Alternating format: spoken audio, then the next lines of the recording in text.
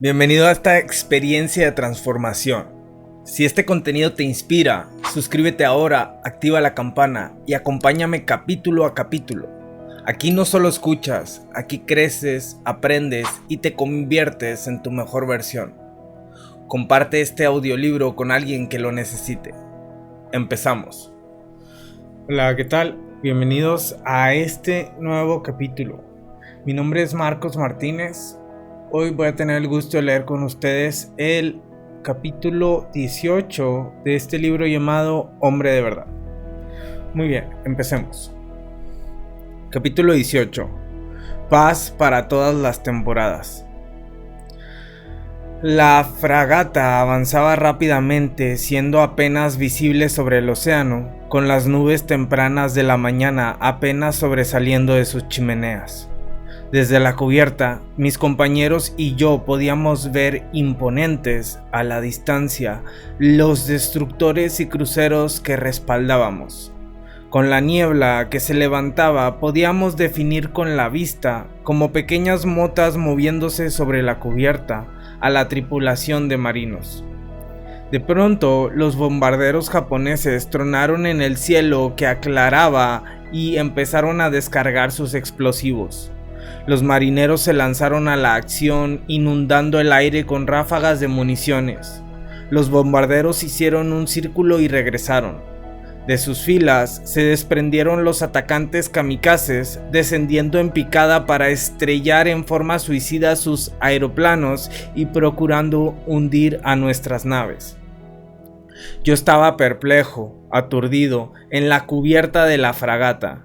Mis compañeros y yo habíamos estado en el mar sirviendo de convoy y de acompañantes por un año entero sin tocar tierra, pero esta era la acción bélica más feroz y más cercana que jamás habíamos visto. Teníamos solamente un cañón de 3 pulgadas y algunos de 40 milímetros y de 20 milímetros para defendernos, y todas las armas estaban disparando.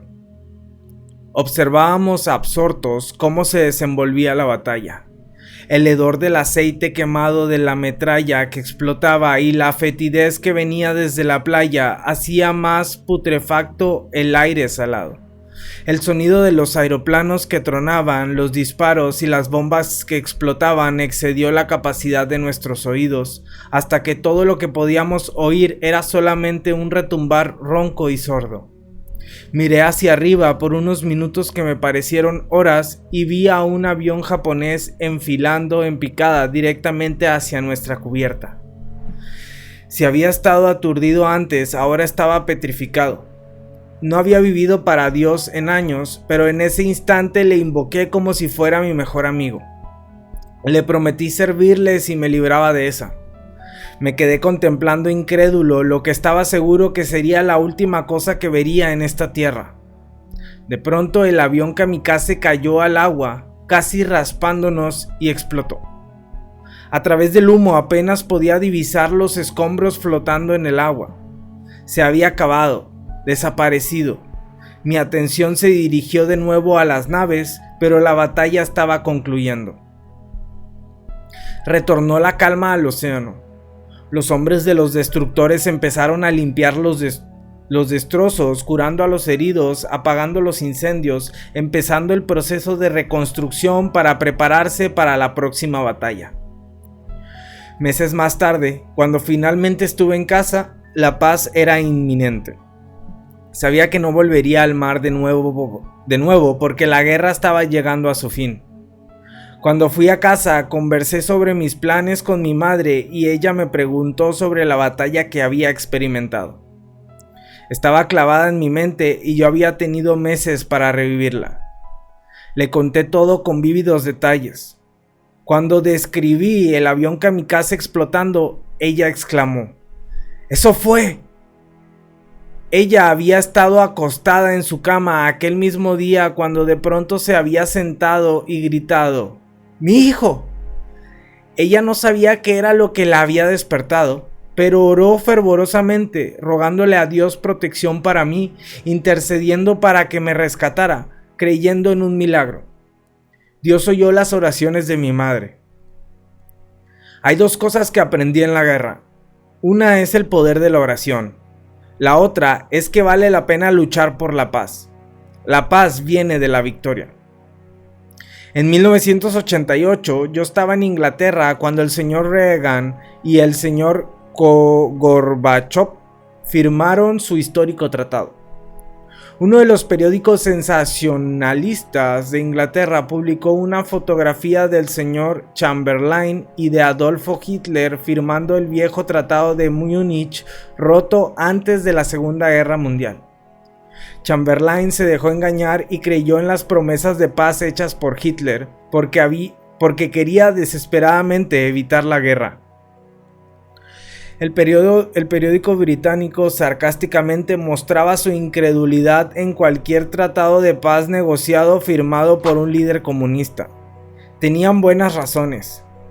Dmitry Manwilsky, instructor en la escuela Lenin de guerra política en Moscú, escribió en 1930 sobre el plan del comunismo para derrotar al mundo libre. Empezaremos por lanzar el movimiento de paz más espectacular de la historia, escribió. Habrá electrizantes aperturas y concesiones de las que no se han oído. Tan pronto como bajen la guardia, los aplastaremos con nuestro puño crispado. Durante la reunión cimera de Reagan y Gorbachev, 25 guerras rugían en varias partes del mundo. De ellas, solamente una era entre naciones. Las otras se libraban en el interior de las mismas naciones, facción contra facción, hermano contra hermano.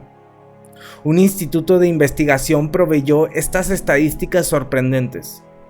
En total, desde el fin de la Segunda Guerra Mundial en 1945, la muerte total en guerras, rebeliones y levantamiento de varios tipos ha cobrado la vida de 17 millones de personas. La paz proviene del corazón. De acuerdo a la Biblia, la paz no vendrá mediante tratados, conferencias cimeras o arreglos negociados, mientras que haya guerra en el corazón de los hombres. El estado del corazón es el culpable, no solamente la política que interviene. David, el rey de Israel, tenía un amigo de confianza y consejero llamado Ahitofel. Vamos a 2 Samuel 15. Bueno, eso lo vamos a ver ahorita. Voy a leer otra vez esto.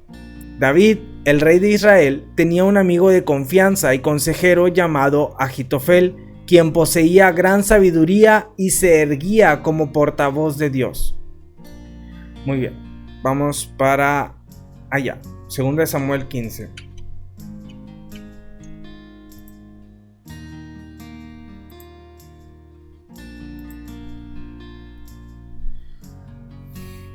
Absalón se subleva contra David. Aconteció después de esto que Absalón se hizo de carros y caballos y 50 hombres que corriesen delante de él. Y se levantaba Absalón de mañana y se ponía a un lado del camino junto a la puerta, y a cualquiera que tenía pleito y venía al rey a juicio, Absalón le llamaba y le decía: ¿de qué ciudad eres? Y él respondía: tu siervo es una de las tribus de Israel. Tu siervo es de una de las tribus de Israel. Entonces Absalón le decía: mira, tus palabras son buenas y justas, mas no tienes quien te oiga de parte del rey. Y decía Absalón: ¿quién me pusiera por juez en la tierra para que viniesen a mí todos los que tienen pleito o negocio, que yo les haría justicia? Y acontecía que cuando alguno se acercaba para inclinarse a él, él le extendía la mano y lo tomaba y lo besaba. De esta manera hacía con todos los israelitas que venían al rey a juicio, y así robaba Absalón el corazón de los de Israel.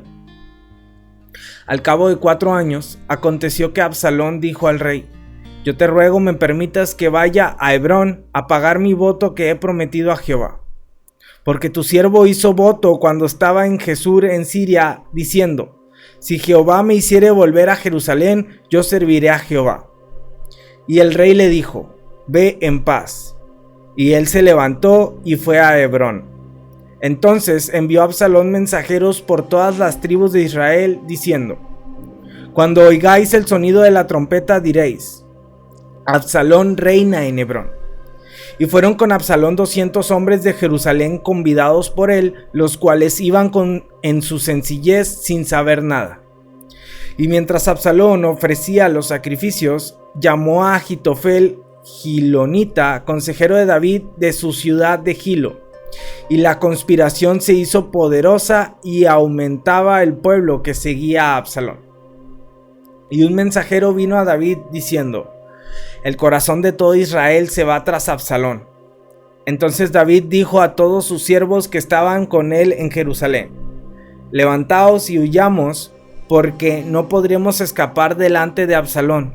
Daos prisa a partir, no sea que apresurándose él nos alcance y arroje el mal sobre nosotros y hiera la ciudad a filo de espada. Y los siervos del rey dijeron al rey: he aquí tus siervos están listos a todo lo que nuestro señor el rey decida. El rey entonces salió con toda su familia en pos de él, y dejó el rey 10 mujeres concubinas para que guardasen la casa. Salió pues el rey con todo el pueblo que le seguía, y se detuvieron en un lugar distante. Y todos sus siervos pasaban a su lado, con todos los cereteos y peleteos y todos los geteos. 600 hombres que habían venido a pie desde Gat iban delante del rey. Y dijo el rey a Itai geteo: ¿para qué vienes tú también con nosotros? Vuélvete y quédate con el rey, porque tú eres extranjero y desterrado también de tu lugar. Ayer viniste, y ¿he de hacer hoy que te mueva para ir con nosotros? En cuanto a mí, yo iré a donde pueda ir. Tú vuélvete y haz volver a tus hermanos, y Jehová te muestre amor permanente y fidelidad. Y respondió Itai al rey, diciendo: vive Dios y vive mi señor el rey, que o para muerte o para vida, donde mi señor el rey estuviere, allí estará también tu siervo. Entonces David dijo a Itai: ven pues y pasa. Y pasó Itai geteo y todos sus hombres y toda su familia. Y todo el país lloró en alta voz. Pasó luego toda la gente el torrente de Cedrón, asimismo pasó el rey, y todo el pueblo pasó al camino que va al desierto. Y aquí también iba Sadoc, y con él todos los levitas que llevaban el arca del pacto de Dios, y asentaron el arca del pacto de Dios.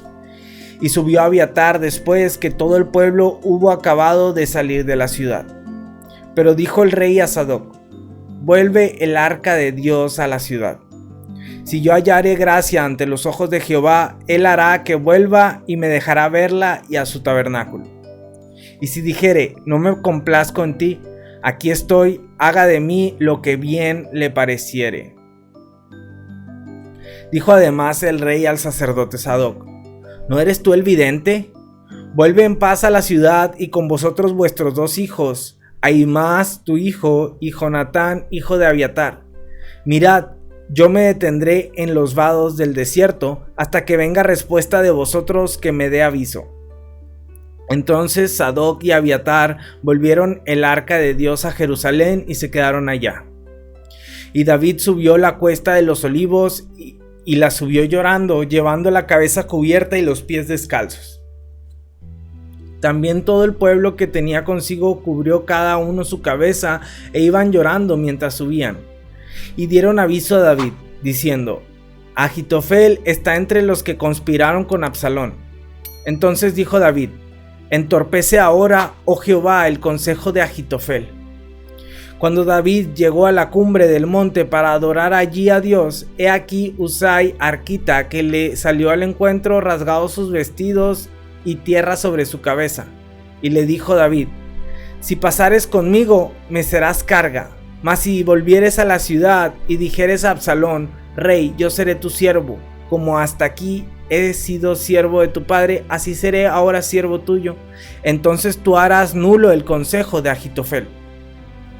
¿No estarán allí contigo los sacerdotes Sadoc y Abiatar? Por tanto, todo lo que oyeres en la casa del rey, se lo comunicarás a los sacerdotes Sadoc y Abiatar.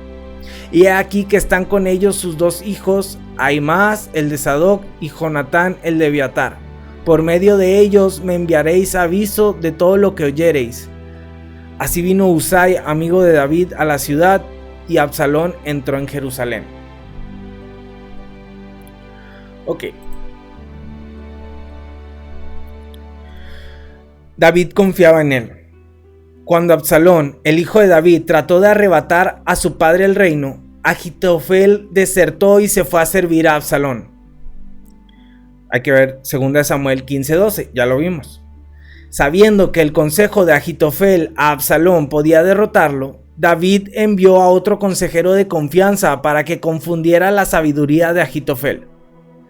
El consejero fingió ser también un desertor y convenció a Absalón de menospreciar el consejo de Ahitofel. La estrategia de David triunfó. Absalón fue derrotado y muerto y Ahitofel se suicidó. Vamos a 2 Samuel 17:23.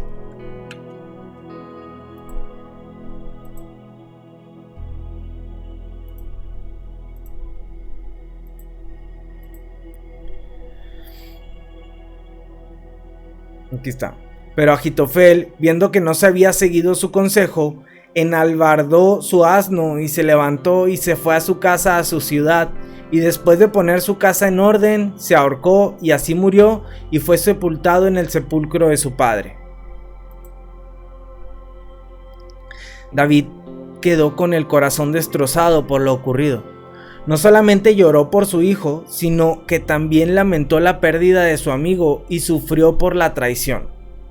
David escribió: porque no me afrentó un enemigo, lo cual habría soportado, ni se alzó contra mí el que me aborrecía, porque me hubiera ocultado de él, sino tú, hombre al parecer íntimo mío, mi guía y mi familiar, que juntos comunicábamos dulcemente los secretos y andábamos en amistad en la casa de Dios. Salmos 55, versículos 12 al 14. Más tarde dijo de Ahitofel: los dichos de su boca son más blandos que mantequilla, pero guerra hay en su corazón. Suaviza sus palabras más que el aceite, mas ellas son espadas desnudas. Salmos 55, 21. David aprendió la lección. No hay paz con los hombres que tienen guerra en sus corazones.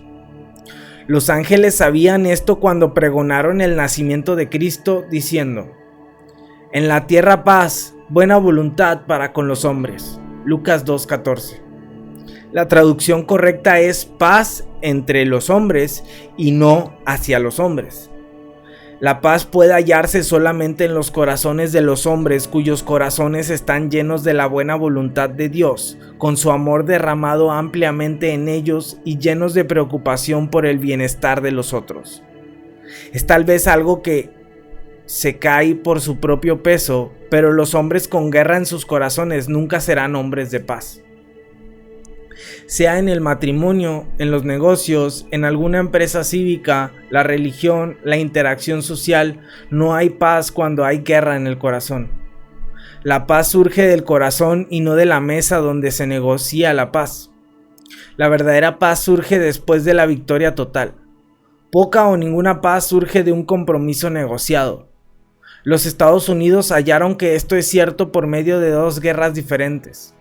La Segunda Guerra Mundial fue una guerra de soldados.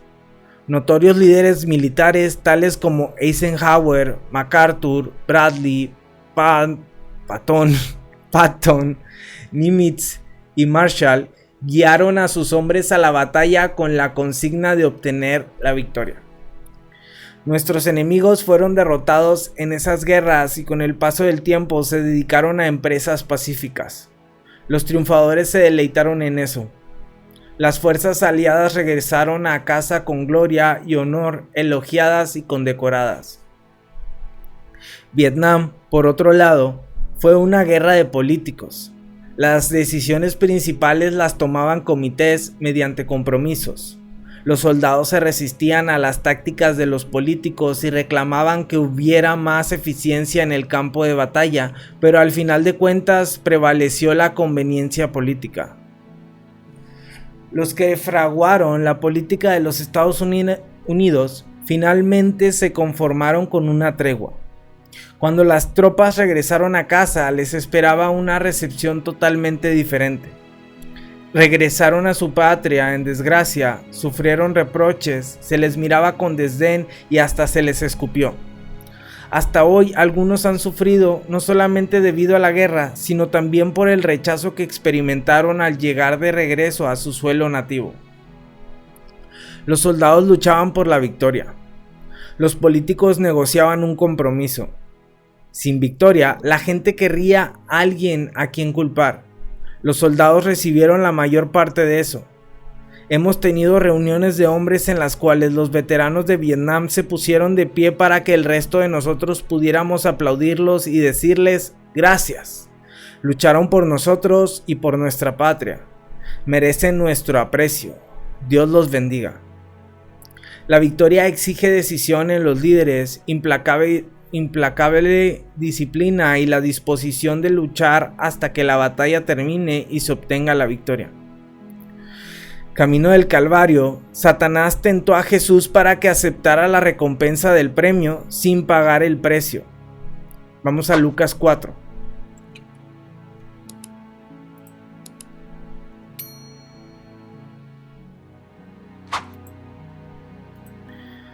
Tentación de Jesús. Jesús, lleno del Espíritu Santo, volvió del Jordán y fue llevado por el Espíritu al desierto por 40 días y era tentado por el diablo. Y no comió nada en aquellos días, pasados los cuales tuvo hambre. Entonces el diablo le dijo: si eres hijo de Dios, di a esta piedra que se convierta en pan. Jesús, respondiéndole, dijo: escrito está, no solo de pan vivirá el hombre, sino de toda palabra de Dios. Y le llevó el diablo a un alto monte y le mostró en un momento todos los reinos de la tierra. Y le dijo el diablo: a ti te daré toda esta potestad y la gloria de ellos, porque a mí me ha sido entregada y a quien quiero la doy. Si tú postrado me adorares, todos serán tuyos. Respondiendo Jesús le dijo: vete de mí, Satanás, porque escrito está: al Señor tu Dios adorarás y a Él solo servirás. Y le llevó a Jerusalén y le puso sobre el pináculo del templo y le dijo: si eres hijo de Dios, échate de aquí abajo, porque escrito está: a sus ángeles mandará acerca de ti que te guarden, y en las manos te sostendrán para que no tropieces con tu pie en piedra. Respondiendo Jesús le dijo: dicho está, no tentarás al Señor tu Dios. Y cuando el diablo hubo acabado toda tentación, se apartó de él por un tiempo. Muy bien. Esta tentación diabólica a transar en un compromiso fue una oportunidad de evitar la ignominia de la cruz con toda su humillación, vergüenza y agonía. Jesús rehusó. Él lo sabía. Sin cruz no hay corona. La cruz llegó a ser el lugar de derrota de Satanás y de victoria para Jesús y de todos los que confían en él. Habiendo derrotado a Satanás y obtenida la paz de su victoria, Jesús ahora puede ofrecer su paz a todos los que creen en él y le reciben. La paz os dejo, mi paz os doy. Yo no os la doy como el mundo la da. Es su promesa. Juan 14:27. No haga tregua con el pecado. La paz que este mundo ofrece es efímera, transitoria y sin sustancia eterna, enraizada en una naturaleza que está en enemistad con Dios. La paz que Cristo da es la base para la seguridad, la prosperidad y la felicidad para los hombres donde quiera. La paz de Cristo surge en el Espíritu y sus efectos morales no son solamente la ausencia de culpa, sino una conciencia clara, paz y descanso para el alma, armonía interna en el espíritu y una relación benéfica con los demás seres humanos. La confianza en Dios trae descanso al espíritu. Las causas de la guerra en los corazones de los hombres son variadas. La carne batalla contra el espíritu. Vamos a Gálatas 5:17.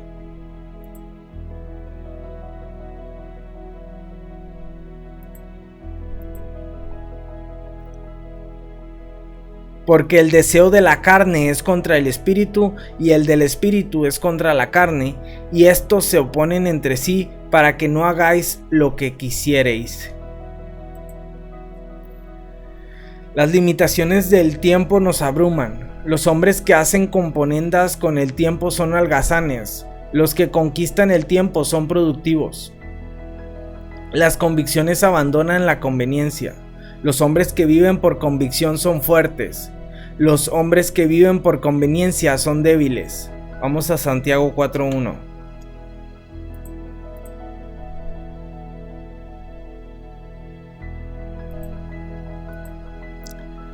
¿De dónde vienen las guerras y los pleitos entre vosotros? ¿No es de vuestras pasiones las cuales combaten en vuestros miembros? Un hombre escribió desde la ciudad de Tulsa después de oírme hablar sobre este tema en una reunión de hombres. Él había batallado toda su vida con la pornografía y la lujuria desde el principio de su adolescencia hasta sus presentes treinta y tantos. Ninguna cantidad de consejo cristiano u oración parecía ser de ayuda. De súbito, el viernes, mientras planeaba sus desmanes para el fin de semana, recordó las palabras de esa reunión: no haré componendas. Caí de rodillas con la cara sobre el suelo y clamé a Dios confesando mis pecados, escribió. Las palabras "no haré componendas" continuaban resonando en mi mente. Tomé algunas tarjetas de archivo y las escribí en ellas.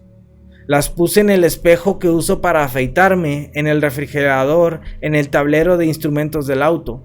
Con la ayuda continua de Dios y las oraciones de otros, esas 3 palabras se convirtieron en una realidad en mi vida. La presencia de Dios no puede ser separada del poder de Dios. En la medida en que los hombres se rinden a las tentaciones, hay una pérdida tanto de la paz como del poder. El patio de juegos del diablo es un alma derrotada. Vamos a Romanos 8:6.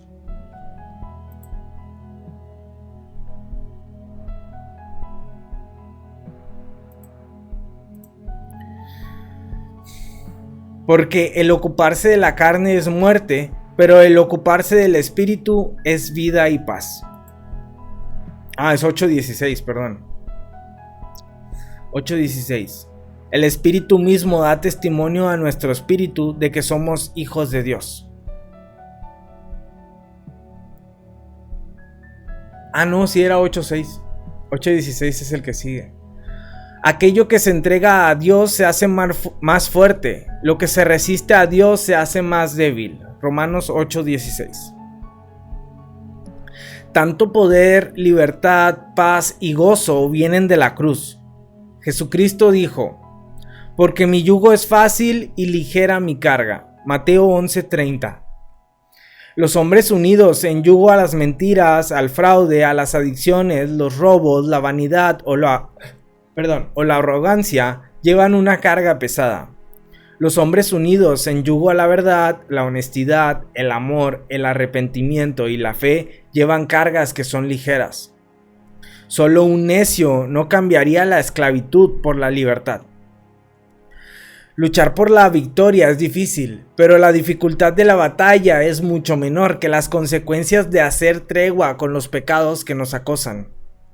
Una de las propiedades de la disciplina en la vida de Jesucristo es que es implacable. Si tu mano o tu pie te es ocasión de caer, córtalo y échalo de ti, dijo él. Si tu ojo te es ocasión de caer, sácalo y échalo de ti. Vamos a Mateo 18, versículos 8 al 9. Mateo 18, no creo que sea 18.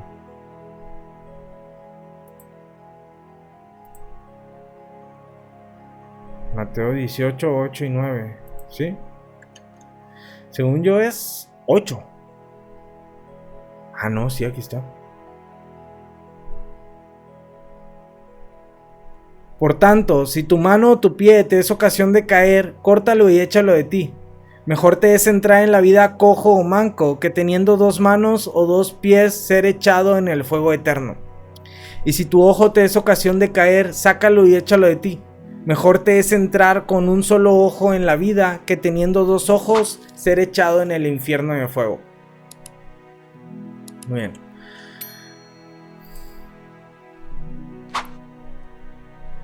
Como fuente turbia y manantial corrompido es el justo que cae delante del impío.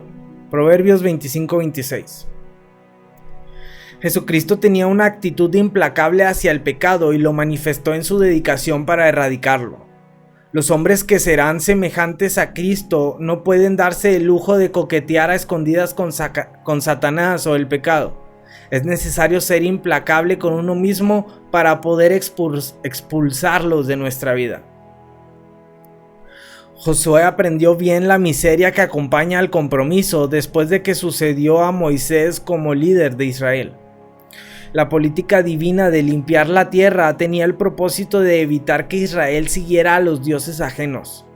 Dios le dijo a Josué que derrotara totalmente a toda nación en la tierra que les daría. Dios, a su vez, haría a los israelitas vencedores por donde quiera que fueran. En la marcha triunfante de Israel a Canaán, todas las naciones temblaban de terror. Los gabaonitas eran una nación que temía a Israel. No querían enfrentarlos en batalla, de modo que fraguaron una artimaña para lograr que Josué hiciera una tregua con ellos. Llevando ropas destrozadas y pan enmohecido, fueron a ver a Josué, aduciendo que venían de tierra distante, cuando en realidad vivían en Canaán. Josué les creyó el engaño, les ofreció provisiones frescas y firmó con ellos un tratado de paz.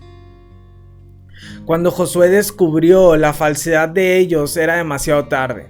Josué no podía violar el tratado y tuvo que ceder una parte de la tierra prometida.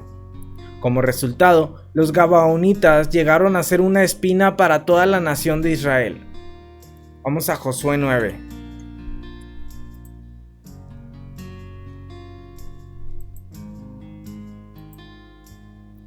Astucia de los gabaonitas. Cuando oyeron estas cosas, todos los reyes que estaban a este lado del Jordán, así en las montañas como en los llanos y en toda la costa del mar grande delante del Líbano, los heteos, amorreos, cananeos, fereceos, heveos y jebuseos, se concertaron para pelear contra Josué e Israel.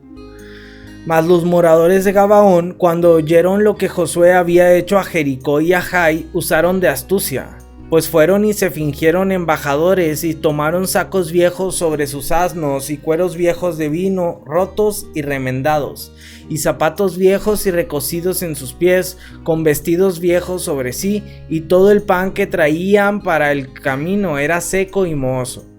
Y vinieron a Josué al campamento en Gilgal, y le dijeron a él y a los de Israel: nosotros venimos de tierra muy lejana.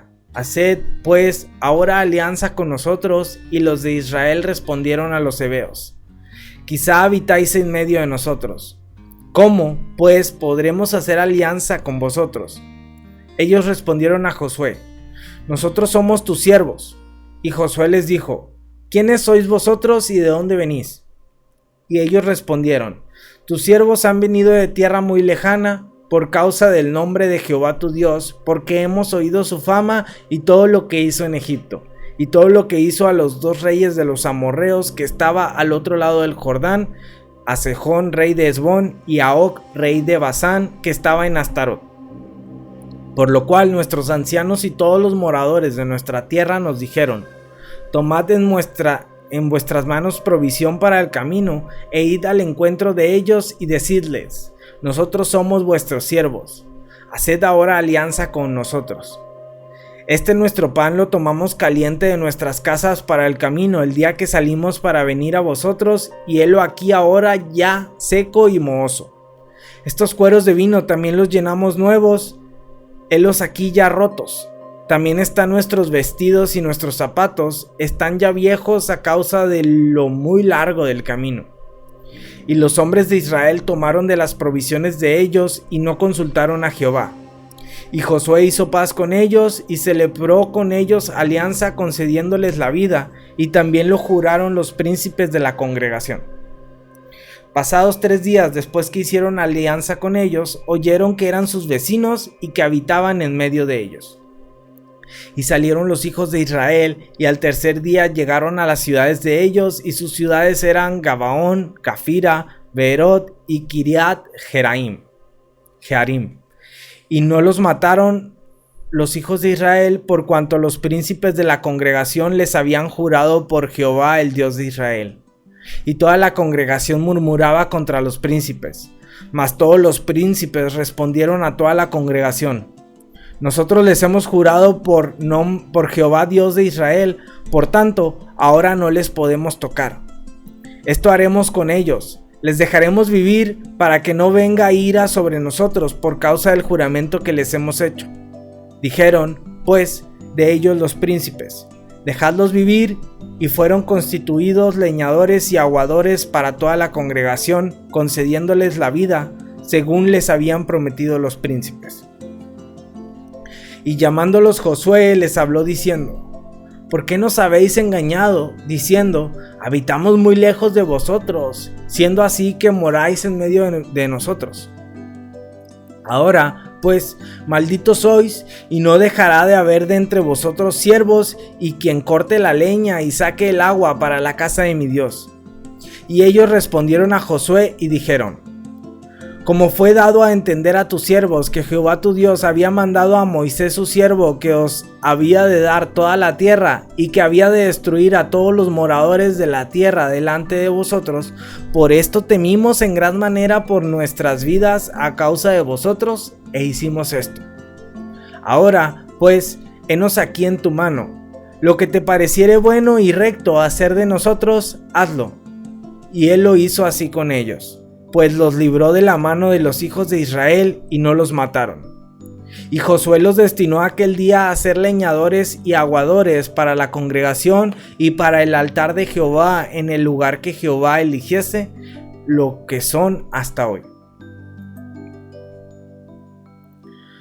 Muchas de las miserias de la vida generalmente pueden deberse a una tregua con el pecado. El acuerdo es un medio para obtener la paz. El lugar del acuerdo es el lugar de poder. El lugar de desacuerdo es el lugar de impotencia. Esta verdad es válida tanto a nivel personal como nacional. Hasta la guerra del Golfo, los Estados Unidos sufrieron del cisma que se desarrolló en la nación durante la guerra de Vietnam.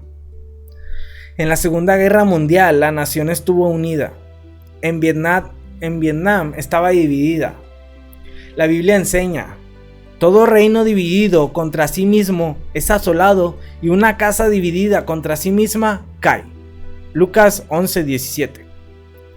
La desunión mató la iniciativa de los Estados Unidos durante Vietnam, y el problema tendía a un arreglo por compromiso, y la tregua fue el resultado, no la victoria. Una tregua en una guerra es como un empate en el fútbol: nadie gana. Por otro lado, la unidad genera poder para cualquier persona o grupo de personas. Cuando los Estados Unidos atravesaron otra crisis llamada Watergate, el país se tambaleó bajo el peso de la vergüenza, la difamación, el escándalo, las acusaciones y la confianza destrozada. Uno de aquellos, profundamente enredados en la cuestión, testificando en la televisión, dijo: no empezamos como criminales. Éramos simplemente hombres que comprometimos nuestras convicciones, y una cosa condujo a la otra. Una cosa sostuvo unida a la nación: la Constitución de los Estados Unidos. La nación estaba de acuerdo en que la Constitución tenía que ser respetada. El acuerdo en cuanto a la palabra escrita salvó a la nación. De la misma manera, el acuerdo con la palabra de Dios salvará a un hombre de un compromiso y hará la paz. Afirma mi corazón para que tema tu nombre. Era el clamor del salmista. Vamos a Salmos 86:11.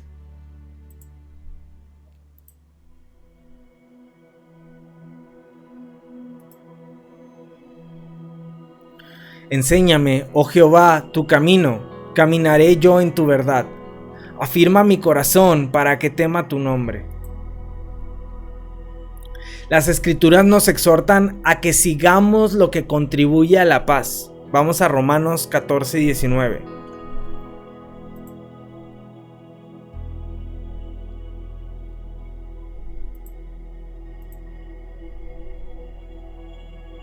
Así que sigamos lo que contribuye a la paz y a la mutua edificación. Ok, otra vez. Las escrituras nos exhortan a que sigamos lo que contribuye a la paz, y un corazón firmemente establecido, unido en propósitos, contribuye a la paz. Las elecciones determinan destino. Constantemente luchamos entre las fuerzas divinas, diabólicas y carnales. La sumisión a lo divino producirá resistencia a las diabólicas y dará poder sobre la carne. El apóstol Pablo dijo: todas las cosas me son lícitas, mas yo no me dejaré dominar de ninguna. 1 Corintios 6:12. También dijo: ¿no sabéis que si os sometéis a alguien como esclavos para obedecerle, sois esclavos de aquel a quien obedecéis, sea del pecado para muerte o sea de la obediencia para justicia? Romanos 6:16. Todo en la vida está bajo nuestro poder de escoger, pero una vez se escoge, nos convertimos en esclavos de esa opción. Escoger las drogas esclaviza a los que las usan. Abandonar los estudios produce pobreza. La pobreza es una invitación a la ignorancia y a las limitaciones que conlleva. Nuestra opción de un cónyuge puede hacer que el matrimonio sea una vida rica y satisfactoria o una existencia muy pobre. Seleccionar el alimento apropiado y optar por hacer ejercicio servirá al cuerpo también, que se puede tener buena salud. Disfrutar de las disciplinas del estudio y el desarrollo de los poderes de la concentración sirven al conocimiento, lo cual se traduce en autoridad. Las elecciones determinan destino. Abraham tomó la decisión equivocada y el mundo entero fue afectado. Sin hijo a los 86 años, le hizo caso al consejo de Sara para tener un hijo con la criada Agar. Se acostó con Agar y ella dio a luz a Ismael. Al darse cuenta de su error, Abraham decidió hacer lo correcto y confiar en Dios con respecto a que Sara concebiría y daría a luz un hijo. Dios fue fiel y le dio a Isaac, el hijo de la promesa. Vamos a Génesis 15:18.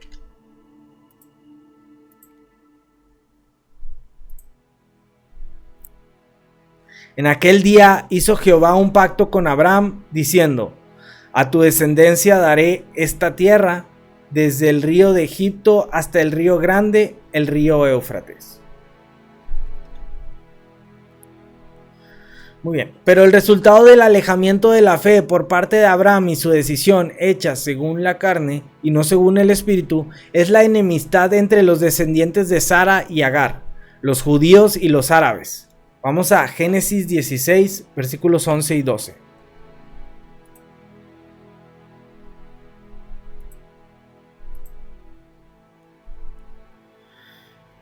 Además le dijo el ángel de Jehová: he aquí que has concebido y darás a luz un hijo y llamarás su nombre Ismael, porque Jehová ha oído tu aflicción.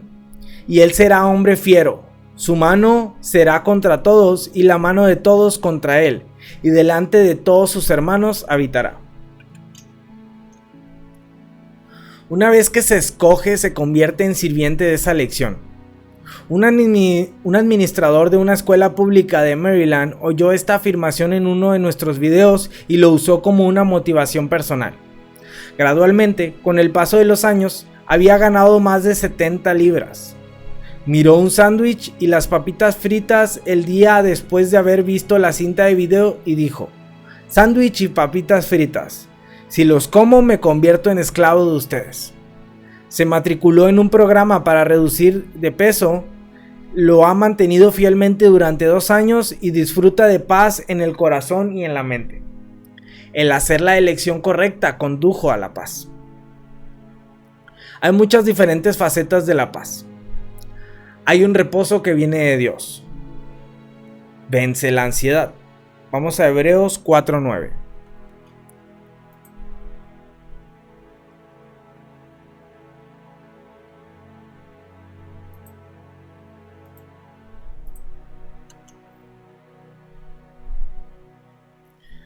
Por tanto, queda un reposo para el pueblo de Dios. Hay un contentamiento que Dios da, ¿ok? que vence la tranquilidad. Primera de Timoteo 6:6. Vamos para allá. Primera de Timoteo 6:6. Pero gran ganancia es la piedad acompañada de contentamiento. Hay un sentido de haber hallado algo con Dios que vence la búsqueda. Lucas 17:21.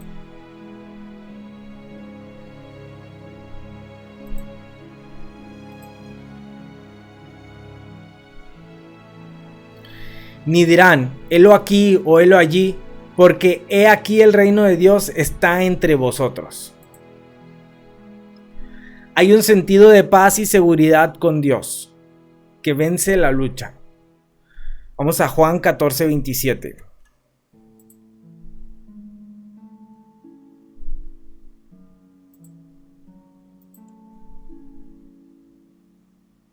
La paz os dejo, mi paz os doy. Yo no os la doy como el mundo la da. No se turbe vuestro corazón ni tenga miedo. Filipenses 4:7, vamos por allá.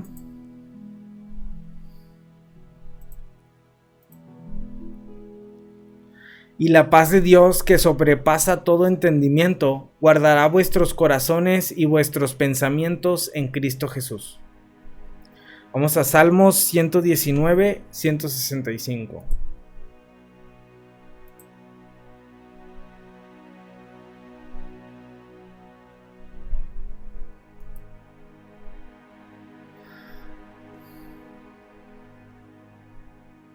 (119, 165). Mucha paz tienen los que aman tu ley, y no hay para ellos tropiezo. Dios no es el autor de la confusión. Él ha hecho provisión para la paz mediante Cristo. A Jesús se le llama el príncipe de paz. Él promete darnos paz. Muy bien. Vamos a 1 Corintios 14:33.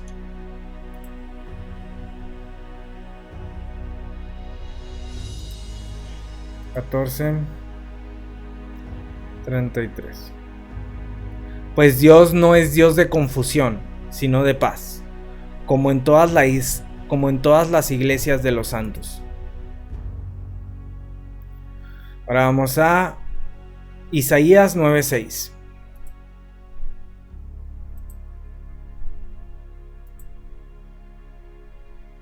Porque un niño nos es nacido, hijo nos es dado, y el principado sobre su hombro, y él se llamará su nombre admirable. No, otra vez, lo leí bien mal. Porque un niño nos es nacido, hijo nos es dado, y el principado sobre su hombro, y se llamará su nombre admirable, consejero, Dios fuerte, Padre eterno, príncipe de paz. Ahora vamos a Juan 14:27, que ya lo leímos, creo. Sí, lo leímos aquí arriba. Vamos otra vez. Juan 14:27.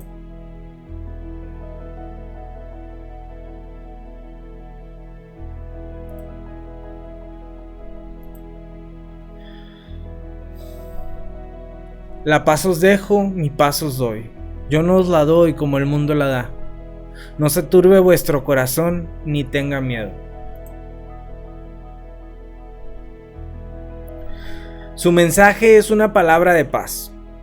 Una palabra de sabiduría del Espíritu Santo trajo paz a la iglesia primitiva cuando se vieron en un callejón sin salida. Vamos a Efesios 2, versículos 14 al 17. Efesios 2, 14 al 17.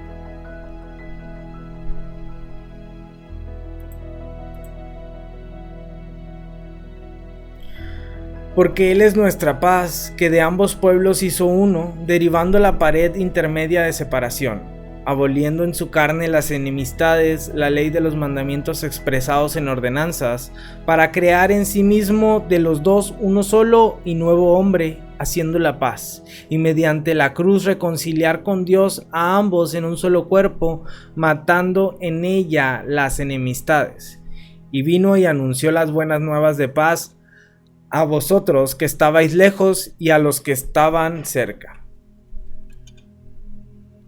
Ahora vamos a Hechos 15.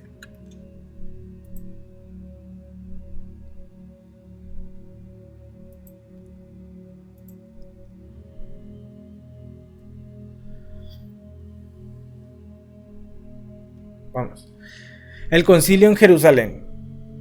Entonces algunos que venían de Judea enseñaban a los hermanos: si no os circuncidáis conforme al rito de Moisés, no podéis ser salvos.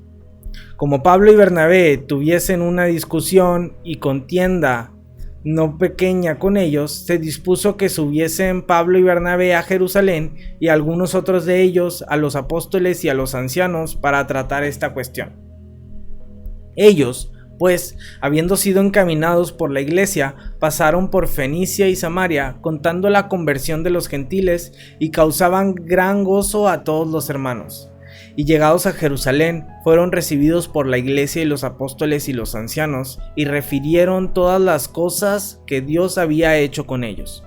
Pero algunos de la secta de los fariseos, que habían creído, se levantaron diciendo: es necesario circuncidarlos y mandarles que guarden la ley de Moisés.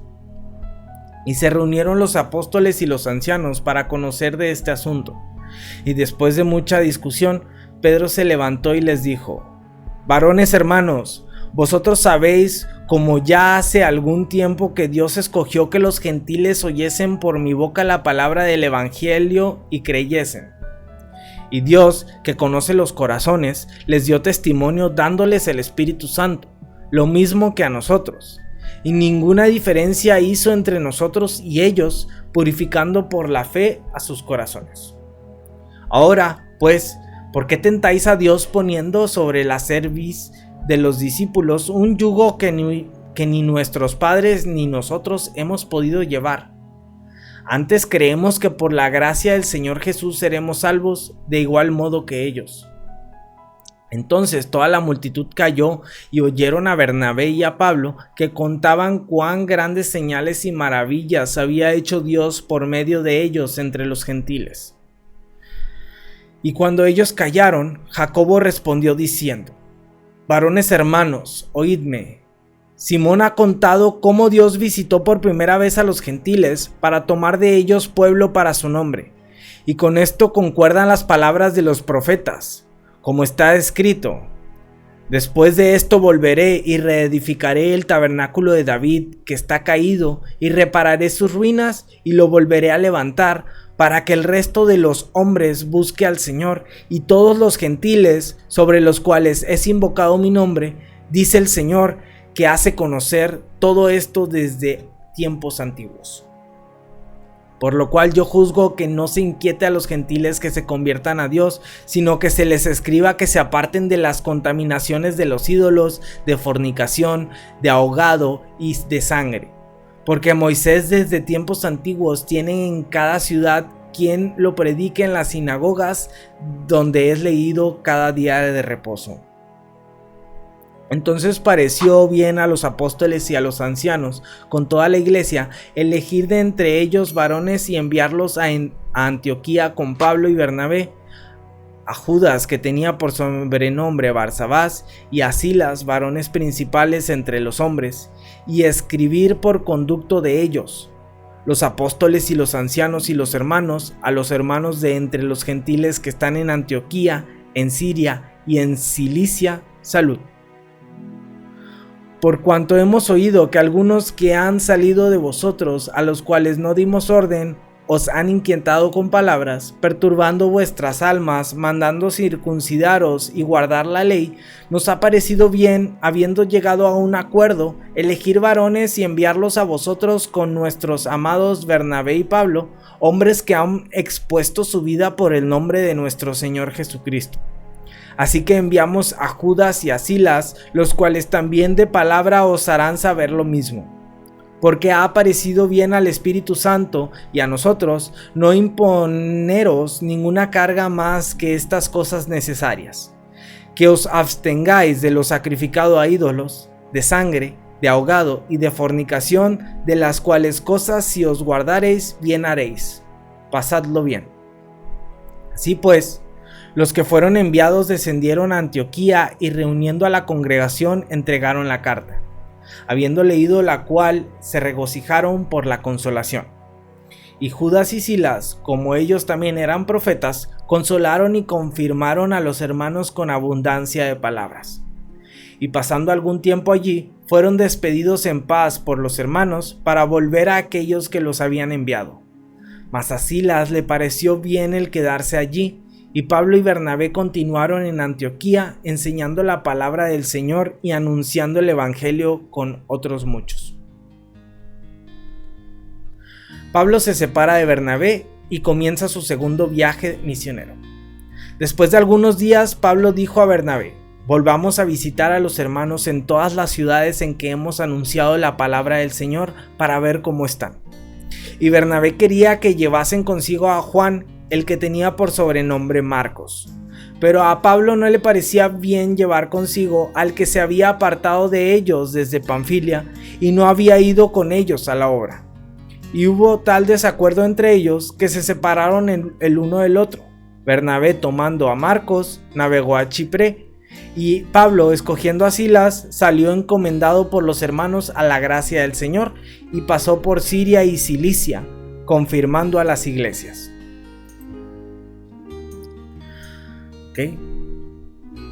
Jesús sostuvo su paz.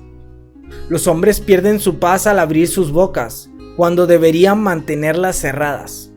Un fuego rugiente empieza con una pequeña chispa y una palabra pronunciada en el momento incorrecto puede empezar una pelea que termine en tragedia. Mateo 26:63. Vamos para allá.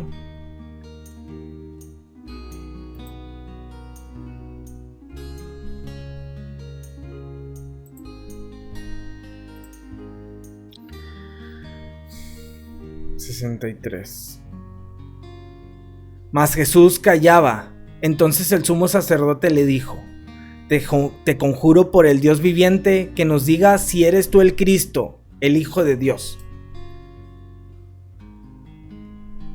La paz verdadera y completa viene por medio de Cristo, sabiendo que Él luchó y ganó la paz. Es algo maravilloso saber que mediante su Espíritu que mora en nosotros, Él nos traerá la victoria y la paz a nuestras vidas. Jesús miró a Jerusalén y lloró porque no reconocían la hora de la visita de Dios. Jesús exclamó: «Oh, si también tú conocieses, al menos en este tu día, lo que es para tu paz, para la libertad de todos los infortunios que está atravesando como resultado del pecado y sobre lo cual depende tu paz, o sea, tu seguridad, prosperidad y felicidad». No comprendí muy bien ese párrafo.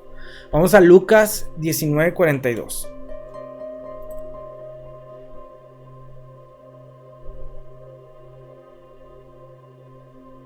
Lucas 19:42.